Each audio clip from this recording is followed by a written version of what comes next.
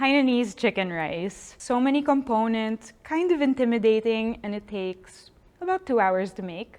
But I'm going to show you a way to make it in a fraction of the time, and I promise it's going to taste just as good.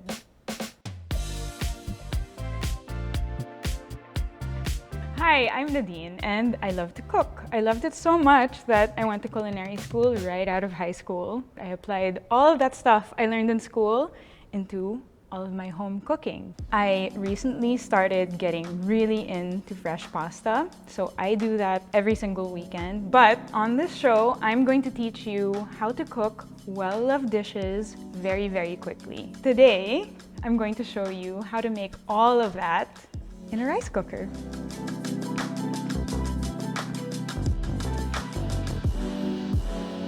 Okay, we're gonna jump straight right in and start marinating our chicken. So I chose chicken thighs because we want to get as much flavor as we want into the dish in very little time. And that's why we're marinating the chicken first, so that while we're cooking, it's absorbing as much flavor as possible. You can use chicken breast, you can use bone-in chicken as well, but just make sure that it's in sizes that will cook in the amount of time that we're cooking the rice as well.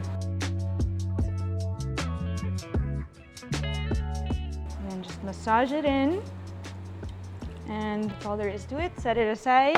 So while that's marinating, we're gonna wash our rice and prepare it for the rice cooker. You want to wash your rice till it's fairly clear. This is Erwan's Lazada find, which I'm using for the very first time.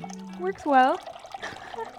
The flavor of chicken rice really comes from the broth. So today I'm cutting out making the chicken stock myself. So I dissolved a chicken cube in some warm water. And then I'm gonna drop a little bit of ice in there so it comes down to room temperature. We're gonna put the rice in. I'm the type to measure out my rice and the liquid that goes in because I really don't like mushy rice. To capture the essential flavors that go into Hainanese chicken rice, we're gonna need ginger. This is just about the amount you need, but depending on how gingery you want it or how garlicky you want it, you can add as much as you want. There are no rules. I'm gonna leave the skins on. You can wash your ginger ahead. This much.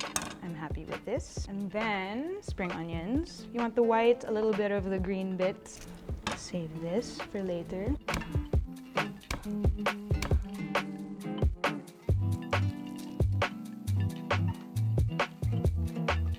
Stir it a little bit just to distribute all of those aromatics in there.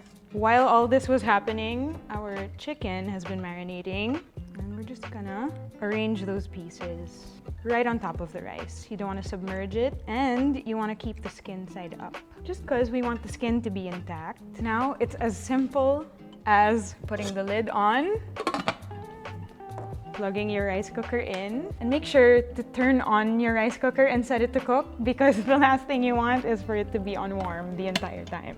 While the chicken rice is cooking, we have time to make 2 sauces for it. Grab your ginger again. So these are all the same ingredients that went into your chicken rice. I like to peel my ginger with a little teaspoon. This way you'll get the most out of your ginger. So the reason why we want it to be quite fine is you just don't want to be chewing on large pieces of ginger and garlic.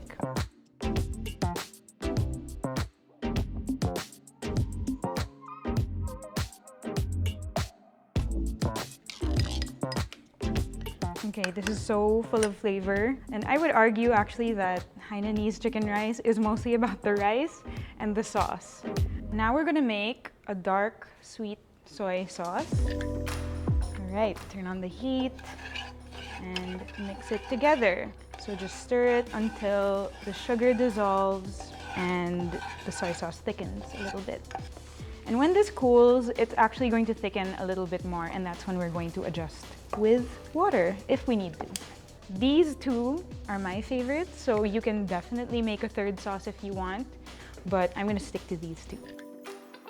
And I think my rice cooker is done. And what we're going to do is just open the lid and release all that excess moisture again. don't want mushy rice. Put the lid back on and make sure that your rice cooker is completely turned off and unplugged. And then we can prep our side, which is very, very simple. Just want a few slices to go on the side, and then we can start plating it up.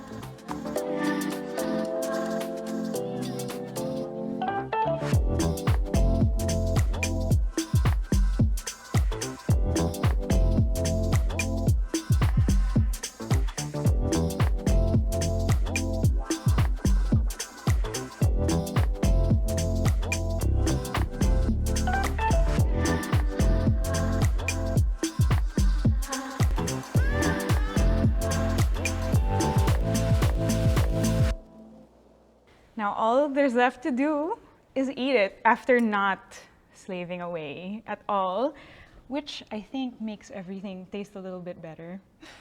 So we've got our chicken, which is perfectly cooked.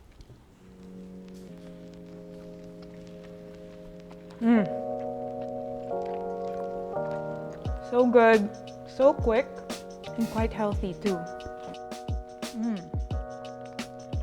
Thank you so much for watching. I hope you guys try it for yourself.